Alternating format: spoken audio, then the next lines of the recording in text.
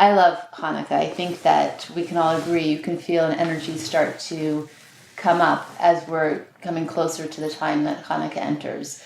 And it's not just the power that we understand or the light that it has or the gifts that are being revealed, literally speaking, and also in ways that we don't fully appreciate or access. But it's a time that I think, without any doubt, and even if you don't know all about Hanukkah, it's a time of year where people are compelled to believe in miracles, in magic, and in light, right? So I'm excited for many reasons. I think that in terms of Hanukkah being synonymous with the term miracles, I love talking about miracles, and we touched upon it in the new moon of Sagittarius, but the miraculous is a state we can all live in at every given moment.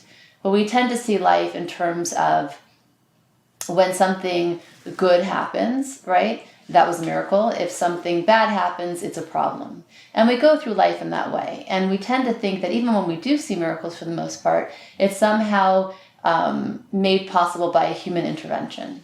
And it reminds me of something that happened not too long ago when Abigail lost her third tooth. Abigail's our youngest daughter, for those of you who don't know, although I think most of you do.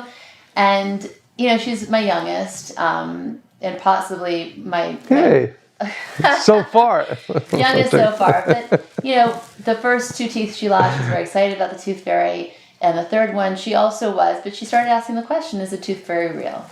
And it really upset me when I had to kind of speak to her about this, because my highest truth as a mother is to always be, my highest importance is to always be honest with my children. I never want them to look back and say, okay, mommy lied to me, or Abba lied to us, whatever it is. So on one hand, what pained me was that I wanted her to still believe in magic, in miracles, in fairies, and angels. On the other hand, I wanted to be honest with her that the reason little gifts ended up under her pillow was not because of the tooth fairy. So this is my dilemma, and I decided that above all, again, the importance is truth. So I told her that I was working in tandem with the tooth fairy, and that I was the body, but that it's very important to still believe in angels and magic and miracles, because I know that for myself it took me a really long time to find that again once I had lost it. And I think we all tend to lose that because reality, society, the world shows us that, what is really miraculous, right? I mean, very few get the miracle of, when a doctor has a diagnosis, who gets the miracle and who doesn't? And what is it dependent on? And I think that it's really important, especially during Hanukkah, when we're able to tap into the power, the strength, the light. The number one thing that we can do, especially during these 8 days and nights, is to be able to appreciate all that we already have.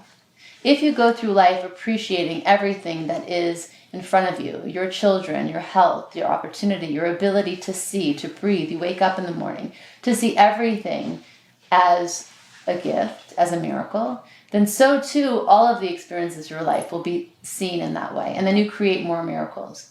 But if you only view the experiences of your life as if it is good, right, a good outcome, then that was the miraculous. And if it's bad, it's a problem I have to deal with. You're going to be very limited in what you're able to achieve and what you're able to create.